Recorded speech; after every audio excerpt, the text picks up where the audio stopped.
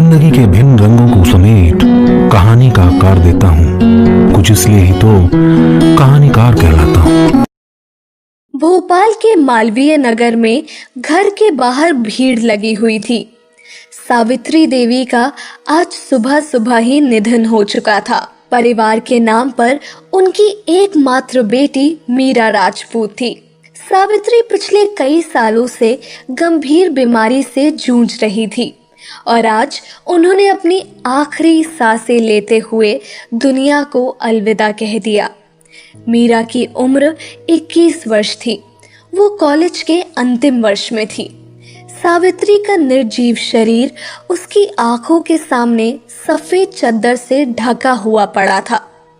मीरा की आंखों से आंसू बहते जा रहे थे। पास बैठी औरतें उसे सांत्वना दे रही थी, लेकिन माँ को खो देने का दुख सिर्फ मीरा ही जान सकती थी। अपना कहने के लिए एक वो ही तो थी इस दुनिया में। सावित्री ने मीरा को उसकी पढ़ाई के लिए इंदौर भेज दिया था, जिसकी खास वजह सिर्फ सावित्री ही जानती थी। इंदौर में मीरा नेशनल कॉलेज में पढ़ती थी और उसी कॉलेज के एक हॉस्टल में रहती थी। मीरा बहुत ही कम बोलने वाली लड़की है। वो अपना अधिकतर समय किताबों में ही बिताया करती थी। कॉलेज में उसकी एकमात्र दोस्त थी निधि व्यास, जो कि इंदौर में रहती थी अपने परिवार के साथ। निधि और मीरा दोनों बहुत अच्छी दोस्त थीं। कॉलेज के 2 साल दोनों ने साथ साथ ही पूरे किए थे, लेकिन निधि मीरा को अब बहुत कम जान पाई थी। वजह थी मीरा का अंतर्मुखी होना, या शायद हालातों ने उसे उम्र से पहले ही परिपक्व बना दिया। मीरा इस बार बिना निधि को बताए भोपाल आ गई थी। सावित्री के अंतिम संस्कार की तैयारी हो चुकी थी। जब उनके पार्थिव शरीर को ले जाया जाने लगा तो मीरा जोर जोर से रो पड़ी। औरतों ने उसे संभाला, लेकिन कोई उसे रोक नहीं पाया। वो दौड़कर बाहर आई और कहने लगी, हम भी साथ जाएंगे। बिटिया, औरत शमशान में नहीं जाती है। वहां खड़े एक बुजुर्ग ने कहा। हमें कुछ नहीं सुनना, हम भी साथ जाएंगे। मीरा ने कहा, चलने दीजिए काका, मुख अग्नि के लिए किसी अपने का होना भी जरूरी है, और आजकल क्या लड़का क्या लड़की, चलने दीजिए। पास खड़े विश्वनाथ ने बुजुर्ग आदमी से कहा। सभी वहां से सावित्री का पार्थिव शरीर लेकर निकले। आंखों में आंसू भरे, हाथ में अग्नि का पात्र पकड़े मीरा चले जा रही थी। उसके बेजान पैरों में जैसे हिम्मत ही नहीं थी। माँ के साथ उसने बहुत कम वक्त गुजारा था। न जाने वो कौन सी वजह थी जिससे माँ ने उसे हमेशा खुद से दूर रखा। सोचते हुए और बीती बातों को याद करते हुए शमशान आ चुका था। सावित्री का अंतिम संस्कार किया गया। एक लौती वारिस होने के कारण उसी ने मुखअग्नि भी दी। उन पलों में मीरा को संभालना बहुत मुश्किल हो रहा था।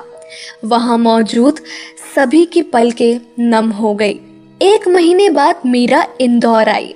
उसने कपड़े बदले और अपनी बुक्स उठाए कॉलेज आ गई। कॉलेज आकर उसने प्रिंसिपल से बात की और उन्हें अपनी माँ के देहांत के बारे में बताया। चूंकि मीरा कॉलेज में सबसे होनहार स्टूडेंट थी, इसीलिए प्रिंसिपल ने उसकी 1 महीने की लीव को मान लिया। मीरा प्रिंसिपल का शुक्रिया अदा करके बाहर आ गई। क्लास शुरू होने में अभी वक्त था, इसीलिए वो आकर बेंच पर बैठ गई और उदास आंखों से जमीन को निहारने लगी। तभी एक जानी पहचानी आवाज उसके कानों में पड़ी। ओ मैडम जी, कहाँ थी इतने दिन? ना फोन ना मैसेज, आखिर चल क्या रहा है तुम्हारे दिमाग में? मीरा आवाज की दिशा में पलटी। सामने निधि खड़ी थी। मीरा ने कोई जवाब नहीं दिया तो निधि उसके पास बैठ गई और प्यार से कहा, क्या हुआ मीरा, सब ठीक तो है ना? निधि की बात सुनकर मीरा की आंखें डबडबा गई। उसने नीचे जमीन की ओर देखते हुए कहा, माँ नहीं रही निधि। क्या? ये कब हुआ और तुमने मुझे बताया क्यों नहीं? निधि ने चौंकते हुए कहा। क्या बताती निधि, मैं खुद भी नहीं जानती थी कि माँ किस दर्द से गुजर रही है। मैं कुछ जान ना पाऊँ, इसीलिए उन्होंने हमेशा मुझे खुद से दूर रखा। और देखो, वो हमेशा हमेशा के लिए मुझसे दूर चली गई। कहते कहते मीरा की आंखों में आंसू भर आए। निधि ने मीरा का हाथ अपने हाथ में लिया और उसकी आंखों में देखते हुए कहा, तुम अकेली नहीं हो मीरा, मैं हूं ना तुम्हारे साथ, दोबारा ऐसी बात मत कहना। मीरा ने निधि को गले लगा लिया। निधि उसे हिम्मत बंधाती रहती। क्लास का वक्त हुआ तो दोनों उठकर क्लास की ओर चली गई। मीरा को अपना ख्याल रखने का बोलकर निधि घर चली गई, लेकिन आज उसका मन बहुत उदास था। वो बस मीरा के बारे में ही सोचती रही। अगली सुबह हॉस्टल वार्डन ने मीरा से कमरा खाली करने को कहा। पिछले 1 महीने से उसके कमरे का किराया नहीं आया था। मीरा ने कुछ दिन की परमिशन मांगी, लेकिन वार्डन ने साफ शब्दों में उसे कमरा खाली करने को कह दिया। किसी ने उसकी मदद नहीं की। मीरा ने अपना सामान समेटा और बैग में जमाने लगी। उसके पास जो पैसे थे वो तो माँ के अंतिम संस्कार और उसके बाद के कामों में खर्च हो गए थे। अनजान शहर में आखिर मदद भी ले तो किसकी। मीरा बहुत ही स्वाभिमानी लड़की थी और इसीलिए उसने अपनी ये परेशानी निधि को नहीं बताई। भोपाल वापस जाने के अलावा मीरा के पास अब और कोई रास्ता नहीं था। अपने बैग लेकर वो हॉस्टल से निकल गई। निधि जब कॉलेज आई तो क्लास में मीरा को ना देखकर उसने अपने साथ बैठी रागिनी से पूछा, जो कि उसी हॉस्टल में रहती है। ए रागिनी, मीरा कहाँ है? वो कॉलेज क्यों नहीं आई? अरे तुझे नहीं पता क्या, आज वार्डन मैडम ने उसे हॉस्टल से निकाल दिया, रागिनी ने फुसफुसाते हुए कहा। व्हाट? पर क्यों? निधि ने हैरानी से कहा। क्योंकि उसने हॉस्टल के रूम का किराया नहीं दिया था। अब मुझे डिस्टर्ब मत करो, पढ़ने दो, रागिनी ने कहा और बुक्स में नजरें गड़ा ली। निधि ने सुना तो सोचने लगी, इतना सब हो गया और मीरा ने मुझे बताया तक नहीं। ये लड़की भी ना, इसे समझाना सच में बहुत मुश्किल है। पता नहीं इस वक्त वो कहाँ होगी। मुझे जाना होगा। निधि ने अपना बैग और बुक्स उठाए और क्लास के बाहर निकल गई। कॉलेज से सीधा वो हॉस्टल आई और मीरा की रूममेट से पूछा। रूममेट ने बताया कि मीरा वापस अपने घर जाने की बात कर रही थी। निधि वहां से निकली और तुरंत रेलवे स्टेशन आई। ट्रेन जा चुकी थी। निधि हताश हो गई। उसने उदास नजरों से ट्रेन को जाते हुए देखा और जैसे ही वापस जाने को मुड़ी, उसकी नजर बेंच पर बैठी मीरा पर गई। निधि खुशी से दौड़कर उसके पास आई, लेकिन अगले ही पल उसकी खुशी गुस्से में बदल गई और उसने कहा, समझती क्या हो अपने आप को, और ये इस तरह मुंह छुपाकर कहाँ जा रही हो? मुंह छुपाकर नहीं जा रहे, बता कर आए थे रागिनी को, मीरा ने धीमे स्वर में कहा। और तुम्हें लगता है मैं तुम्हें ऐसे जाने दूंगी? निधि ने गुस्से से कहा। पर अब यहाँ करेंगे भी क्या? वार्डन ने भी हमें हॉस्टल से निकाल दिया है, मीरा ने कहा। वार्डन की तो तुम ये बताओ, तुमने मुझे क्यों नहीं बताया? निधि के इस सवाल पर मीरा खामोश हो गई। निधि उसके बगल में बैठी और कहने लगी, मीरा, तुम सिर्फ कहने के लिए मेरी दोस्त नहीं हो। कॉलेज में बहुत सी लड़कियां हैं, लेकिन मैंने तुम्हें अपना दोस्त चुना। जानती हो क्यों? क्योंकि तुम बहुत अच्छी हो और समझदार भी हो। तुम बहुत स्ट्रांग लड़की हो मीरा, फिर ऐसे कैसे जा सकती हो? आंटी का सपना कैसे भूल सकती हो? तुम्हें पढ़ना है, एक बड़ी अधिकारी बनना है, ये कैसे भूल गई तुम? निधि, हम कुछ नहीं भूले हैं, सब याद है हमें। पर इस शहर से हमने एक बात सीखी है कि अगर जीना है तो पैसे जरूरी है, और वो हमारे पास नहीं है निधि। घर जाएंगे, वहां रहने के लिए कम से कम अपना घर तो है, मीरा ने उदास होकर कहा। हो गई तुम्हारी आदर्श वाली बातें, तो चले, निधि ने उठते हुए कहा। कहाँ? मीरा ने कहा। कोई सवाल नहीं, उठो और चलो, कहकर निधि ने एक बैग खुद उठाया और दूसरा मीरा को थमा दिया। दोनों बाहर आई। निधि पार्किंग से अपनी स्कूटी निकाल लाई और मीरा को साथ लेकर चल पड़ी।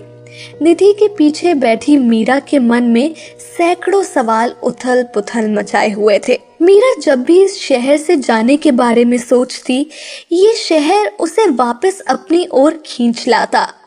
सवाल बहुत थे लेकिन जवाब नहीं।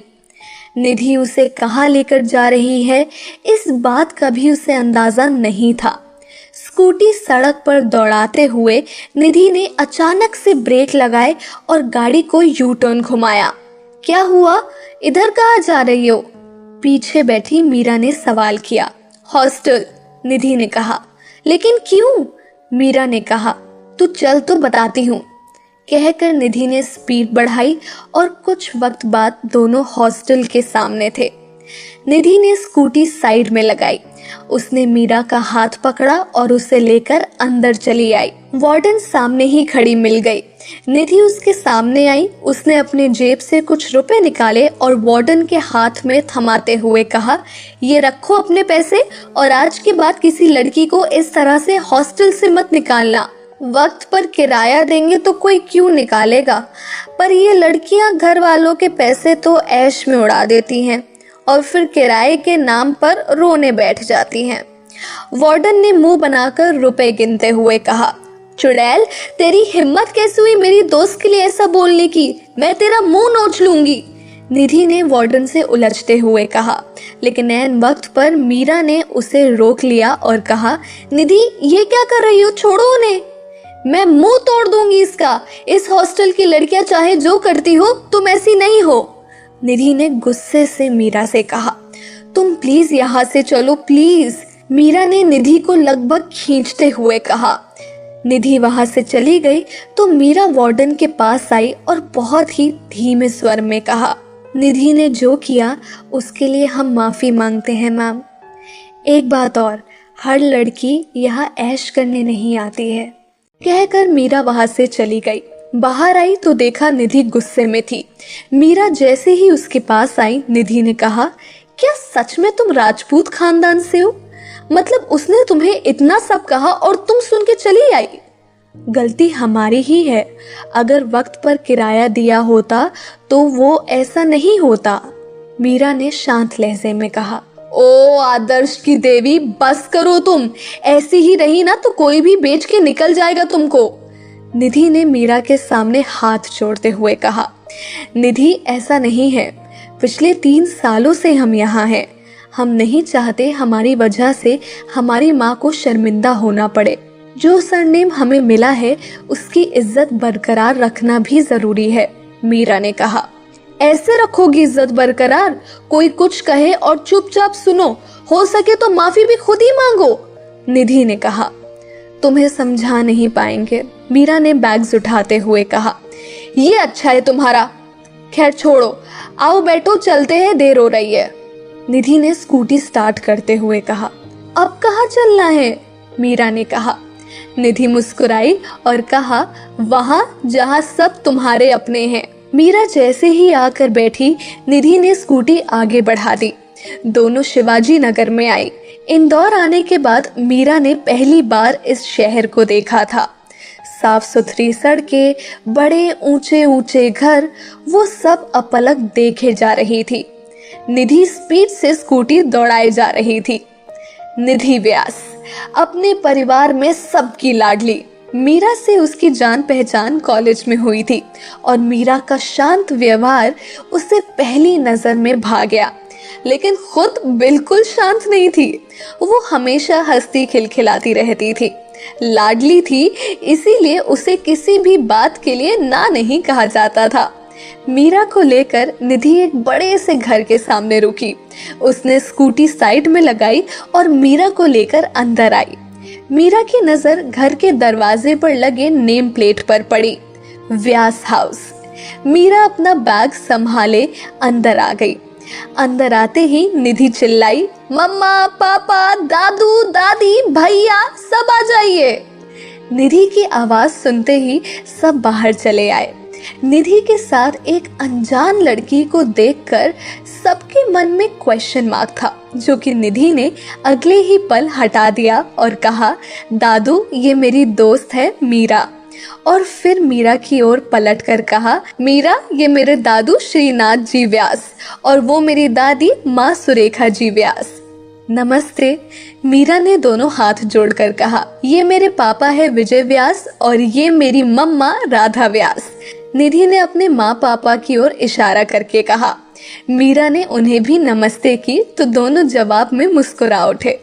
निधि अपने भाई के पास आई और कहा, उसके हाथ में हाथ डालकर, ये है मेरे बड़े भैया अर्जुन।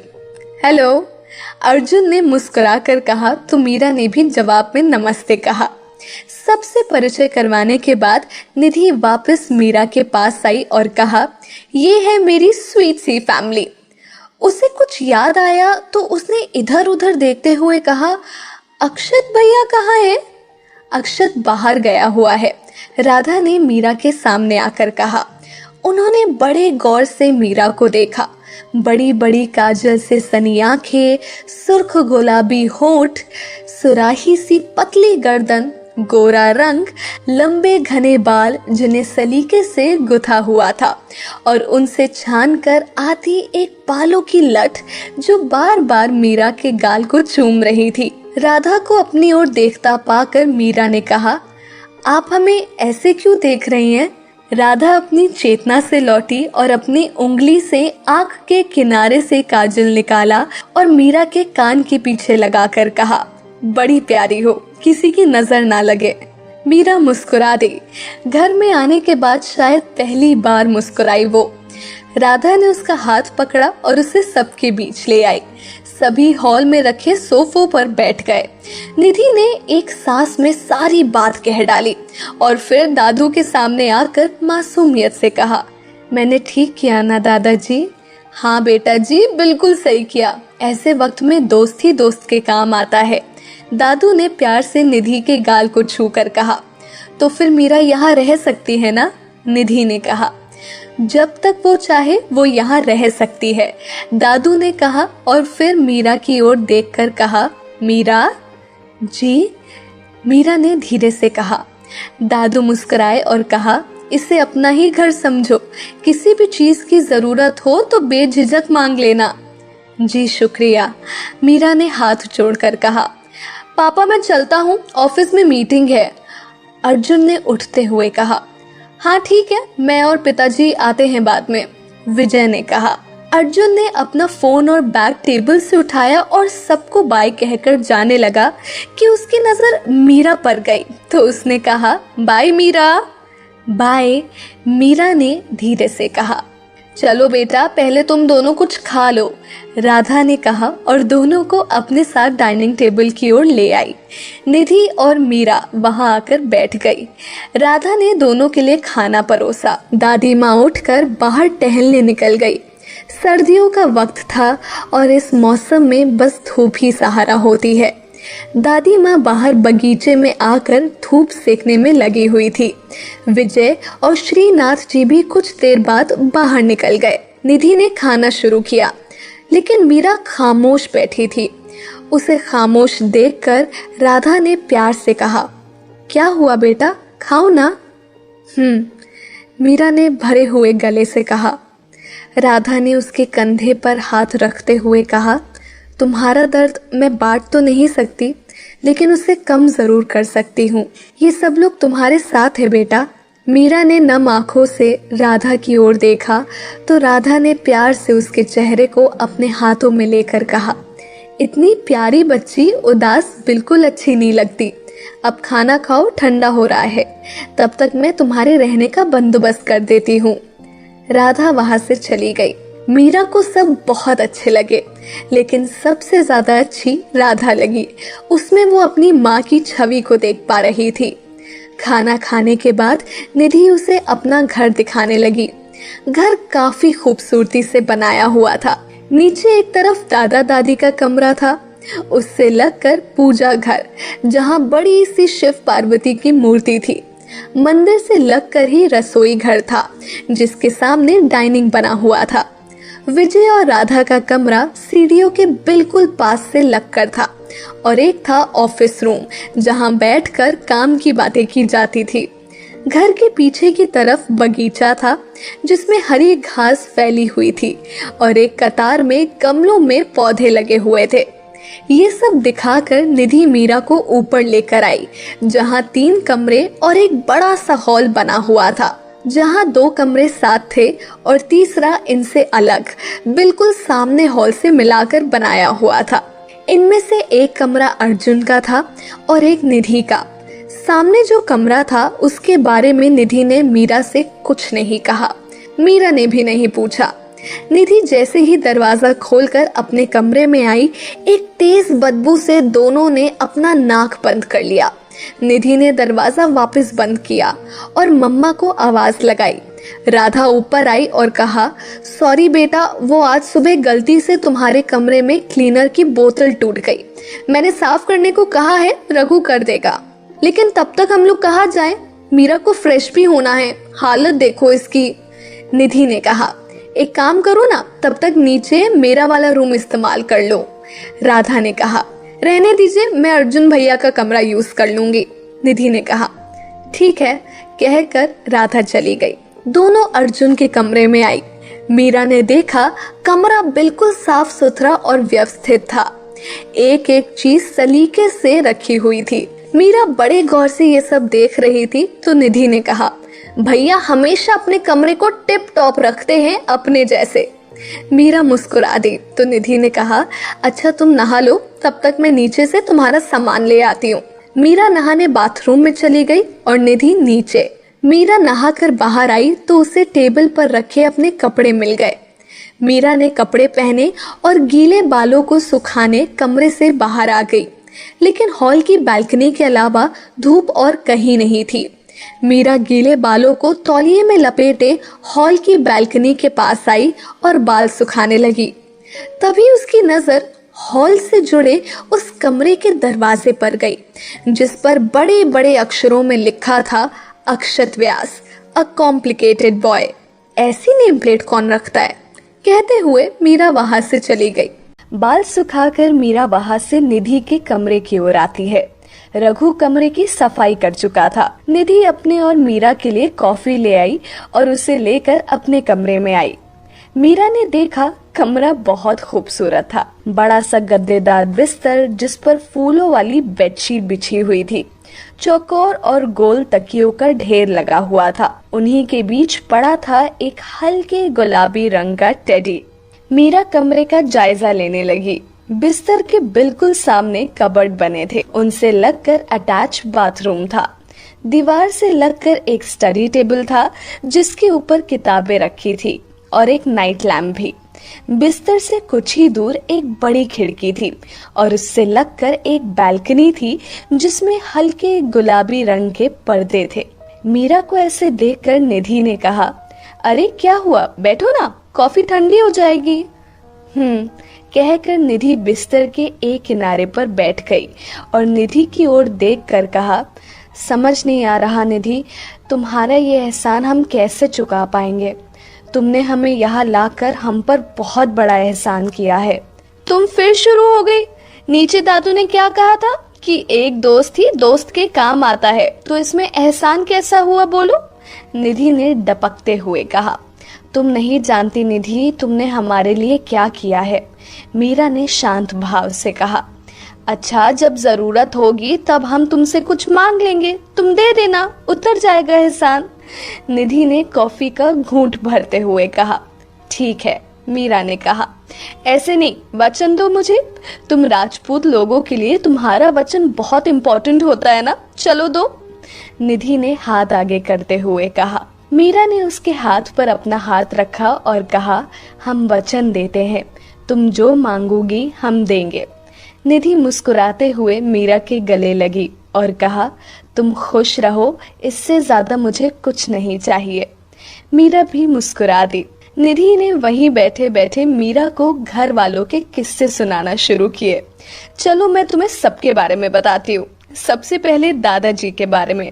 दादू एकदम मस्त इंसान है, मैंने कभी भी उनको गुस्सा करते नहीं देखा, हमेशा हंसते मुस्कुराते रहते हैं। सबसे ज्यादा प्यार दादी माँ को करते हैं। जानती हो, उस जमाने में भी दोनों ने लव मैरिज की थी। हाउ रोमांटिक ना। दादी माँ कोलकाता से हैं, इसीलिए साल में एक बार दादा दादी वहां जरूर जाते हैं एज अ लव बर्ड्स। हंसने लगती है निधि। इस उम्र में भी उन दोनों के बीच इतना प्यार है। सच में दादी माँ बहुत लकी है, मीरा ने कहा। निधि मुस्कुराई और कहने लगी, हाँ बिल्कुल, उन दोनों के बाद मम्मी पापा है। पापा तो हर वक्त काम में बिजी रहते हैं और मम्मा पापा की जरूरतों का ख्याल रखने में बिजी रहती हैं। जब घर में हो तब भी और ऑफिस हो तो फोन करके उन्हें खाने दवाइयों के बारे में याद दिलाती रहती हैं। निधि रुकी और मीरा की ओर देखकर कहा, पता है मीरा, मम्मा पापा ज्यादा बात नहीं करते, फिर भी मम्मा को पता होता है कि पापा को किस वक्त क्या चाहिए। इंटरेस्टिंग ना, क्योंकि उन दोनों में ढेर सारा प्यार है। मीरा ने निधि की बातों में दिलचस्पी दिखाते हुए कहा। हाँ, उसके बाद अर्जुन भैया बिल्कुल तुम्हारी तरह है, शांत, आदर्शवादी और चुप चुप रहने वाले। उन्हें शोर शराबा बिल्कुल पसंद नहीं है। MBA किया है और अब पापा के साथ मिलकर ऑफिस संभाल रहे हैं, निधि ने कहा। सब हो गए, मीरा ने उठते हुए कहा। निधि ने मीरा का हाथ पकड़कर वापस बैठाया और कहा, अरे एक इंसान के बारे में तो मैं बताना ही भूल गई। कौन? मीरा ने कहा, अक्षत भैया। दुनिया के 8वें अजूबे कहो तो गलत नहीं होगा। उनको ना आज तक कोई नहीं समझ पाया है, मम्मा पापा भी नहीं। अभी अभी कॉलेज खत्म हुआ है उनका, हिस्ट्री में कॉलेज में टॉप किया है उन्होंने, निधि ने चहकते हुए कहा। नाइस, मीरा ने धीरे से कहा। वो जो सामने हॉल से लगकर कमरा बना है ना, वो उन्हीं का है। उस साइड कोई नहीं जाता, उनका कहना है वो उनका हिस्सा है। पागल है वो, अपने ही घर में क्या अपना क्या पराया, निधि ने कहा। मीरा की आंखों के आगे वो नेम प्लेट आ गई जिस पर लिखा हुआ था अक्षत व्यास, अ कॉम्प्लिकेटेड बॉय। मीरा को अब इस शब्द का मतलब समझ आ रहा था। अक्षत से उसका सामना कैसे होगा ये वो नहीं जानती थी, पर इतना जान चुकी थी कि वो बाकी घर वालों से अलग ही था। सबके बारे में बताने के बाद निधि ने कहा, अब तुम भी इस घर का हिस्सा हो, है ना? तो तुम्हारा इंट्रो मैं लोगों को ऐसे दूंगी। ये है मेरी सबसे खूबसूरत दोस्त मीरा राजपूत। थोड़ी चुप चुप, थोड़ी खामोश, लेकिन इसकी आंखें बहुत बातें करती हैं। मीरा हंसने लगी और कहा, अरे बस कर, हम इतने भी खूबसूरत नहीं हैं।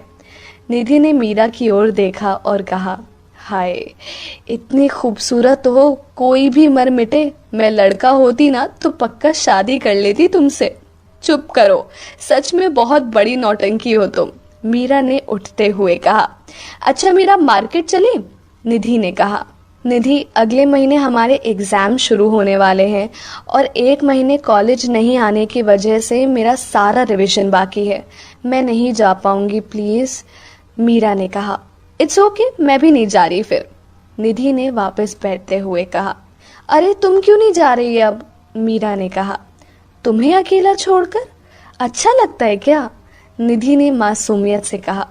अरे हम रह लेंगे, हमारी वजह से तुम अपनी खुशी बर्बाद मत करो, तुम जाओ, मीरा ने प्यार से निधि के गाल को छूकर कहा। थैंक्स। अच्छा मीरा, वो जो फर्स्ट फ्लोर वाला कबर्ड है ना वो खाली है, उसमें तुम अपने कपड़े और बाकी सामान रख लेना और बुक्स मेरी वाली टेबल पर ही रख लेना, और कुछ चाहिए हो तो मम्मा से कह देना या मुझे फोन कर लेना, निधि एक सांस में बोल गई। हम सब देख लेंगे, तुम बेफिक्र होके जाओ, मीरा ने अपना बैग खोलते हुए कहा। निधि अपना पर्स और फोन लेकर वहां से चली गई। मीरा ने दरवाजा बंद किया और फिर निधि के बताए कबर्ड में अपने कपड़े और सामान रखने लगी। सामान रखकर मीरा ने अपनी किताबें निकाली और पढ़ने लगी। किताबों के बीच 1 घंटा कब निकल गया मीरा को पता ही नहीं चला। उसने एक किताब उठाई और लेकर बालकनी में पड़ी कुर्सी पर आ बैठी। मीरा इत्मीनान से किताब के पन्ने पलटते हुए पढ़े जा रही थी। तभी एक तेज चमक उसे अपने चेहरे पर महसूस हुई। मीरा ने उस ओर देखा, लेकिन वो चमक सीधी उसकी आंखों में पड़ रही थी, जिससे वो चाह कर भी अपनी आंखें नहीं खोल पा रही थी। वो तेज चमक शीशे की थी। मीरा साइड में हुई तो पत्तों की ओट में नीचे खड़े किसी शख्स की आंखें दिखी। जिस शीशे की चमक मीरा की आंखों में आ रही थी, वो शीशा नीचे खड़े उस शख्स की घड़ी का ही था जो उसके हाथ में बंधी हुई थी। जैसे ही उसने हाथ ऊपर किया, एक बार फिर वही रोशनी मीरा के चेहरे पर आ गिरी।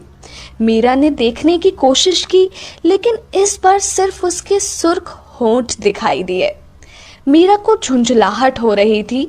एक तो वो तेज रोशनी, ऊपर से वो नीचे खड़े उस शख्स को देख नहीं पा रही थी। उसकी आंखों ने मीरा के दिल में बेचैनी बढ़ा दी थी। बालकनी से लगी हुई तार पर कपड़े सूख रहे थे। मीरा ने जैसे ही उस तार को पकड़ा, वो तार टूटी और उसके सारे कपड़े मीरा पर आ गिरे। मीरा उन कपड़ों में ऐसी उलझी कि उस शख्स को देख ही नहीं पाई।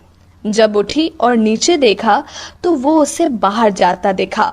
मीरा को पहली बार बहुत निराशा हुई। हाथ में पहनी लड़के की घड़ी का शीशा अभी भी चमक रहा था।